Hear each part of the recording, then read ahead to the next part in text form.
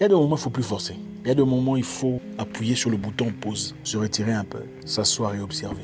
Est-ce qu'il réagit en retour comme moi je le fais? Est-il prêt à faire pour moi ce que moi je fais pour lui ou ce que je ferai pour lui? Est-il prêt à consentir les mêmes sacrifices à mon égard? Vous savez, très vite on peut se perdre. Vous êtes dans une histoire, l'un profite de l'autre sans le savoir. Mais voilà, comme l'être humain s'habitue très vite aux plaisanteries, on pense que c'est un ami. L'amitié se prouve.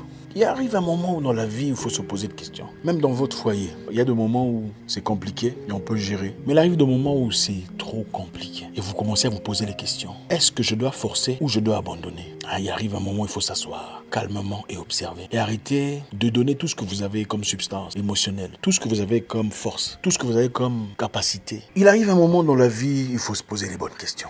Est-ce que ça en vaut la peine? Suis-je en train de partir dans la direction que j'avais prévue dans le passé? Ou vous êtes complètement perdu dans un labyrinthe et vous ne savez plus où vous êtes? Ce n'est pas ça l'objectif de la vie, ou de l'amitié, ou du mariage, ou du fiançailles. Il y a des moments où on s'y perd un peu trop. On est plongé un peu trop dans nos propres croyances, qu'on ne perçoit plus la vérité évidente. Il y a des gens qui vivent avec une personne toxique et vous-même commencez à trouver des excuses pour son comportement. Tellement que vous êtes plongé, perdu dans votre propre réalité. Là, ça devient dangereux. Quand ça fait trop mal, quand ça dérange et que vous êtes convaincu qu'il n'y a pas de faute venant de vous. Premièrement, regardez auprès d'une personne neutre. Posez-lui des questions. Demandez à cette personne de vous parler ouvertement, de vous dire franchement ce qu'elle pense de vous. Deuxièmement, asseyez-vous et posez-vous les questions. Observez. Est-ce que vraiment ce que vous vivez maintenant là, c'est ce que vous anticipiez? Ou bien vous êtes complètement perdu? Vous êtes en train de devenir une autre personne. Ça en vaut vraiment la peine? Je ne pense pas. Il arrive un moment où il faut prendre la décision. Il faut être fort, résister à la peur et avancer. Et ceci est valable pour beaucoup de choses. Votre vie personnelle, votre famille. Il y a des gens toxiques qui n'apportent que la guerre, les problèmes, les difficultés, les querelles. Posez-vous la question, est-ce que cette personne en vaut la peine?